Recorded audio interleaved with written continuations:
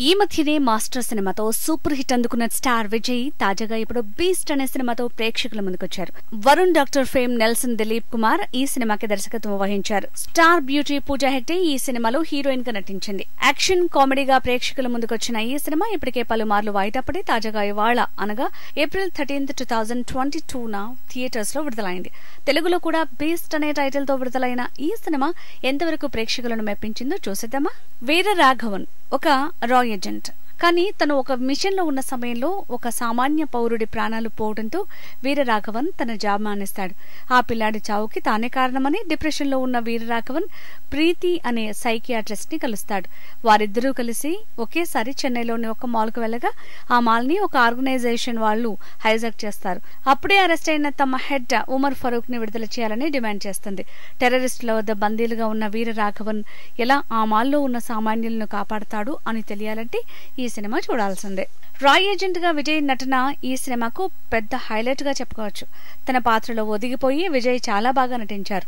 Action సన్నివేశాల్లో కూడా విజయ్ నటన అద్భుతంగా ఉంది. ఇక పూజా హెగ్డేకి ఈ సినిమాలో ఎక్కువ ప్రాధాన్యత ఉన్న పాత్ర దొరికినప్పటికీ తన పాత్ర పరిధిలో బాగానే నటించింది. అందంతో పాటు అభినయంతో కూడా ఆకట్టుకుంది పూజ. విజయ్ తో తన కెమిస్ట్రీ బాగా వర్కౌట్ అయింది. సెల్వరాఘవన్ ఈ సినిమాలో ముఖ్య పాత్ర పోషించారు. ఆయన నటన ఈ సినిమాకి మరింత ప్లస్ అయింది. VTV గణేష్, యోగి బాబు, సతీష్ ఈ సినిమాలో మంచి కామెడీని పంచారు. మిగతా నటీనటులు కూడా తమ పాత్రల పరిధి మేరకు బానే నటించారు. ఎలాంటి జోనర్ అయినా దాన్ని తనదైన స్టైల్లో కామెడీగా మార్చడం డైరెక్టర్ నెల్సన్ దిలీప్ కుమార్ కి వెన్నతో పెట్టిన విద్య. ఇంతకు ముందు కూడా కొలమావు కోయిల, డాక్టర్ వంటి సినిమాల్లో కూడా సీరియస్ బ్యాక్ డ్రాప్ లో కామెడీని జనరేట్ చేశాడు నెల్సన్. ఈ సినిమాలో కూడా అదే విధంగా కామెడీ పండించేందుకు ప్రయత్నం చేశారు. కానీ అన్ని చోట్ల అది వర్కౌట్ అవ్వలేదు. కమెడియన్స్ బోల్డ్ మంది ఉన్నప్పటికీ విజయ్ పాత్రతో ఎక్కువ కామెడీ జనరేట్ చేయాలి అనుకున్న నెల్సన్ మొదటి హాఫ్ లో బానే పంచినప్పటికీ రెండో హాఫ్ లో అనుకున్న స్థాయిలో మెప్పించలేకపోయారు. అనిరుద్ రవీందర్ అందించిన సంగీతం సినిమాకు చాలా బాగా ప్లస్ అయింది. ఇప్పటికీ అరబిక్ కుత్తు, జోలు వంటి పాటలు చార్ట్ బస్టర్ గా నిలిచాయి. వెండితెరపై కూడా ఆ పాటలు బానే మెప్పించాయి. మనోజ్ పరమహంస అద్భుతమైన విజువల్స్ ని అందించారు. ఎడిటింగ్ పర్వాలేదనిపిస్తుంది. సినిమా కథ ఆసక్తిగానే మొదలవుతుంది.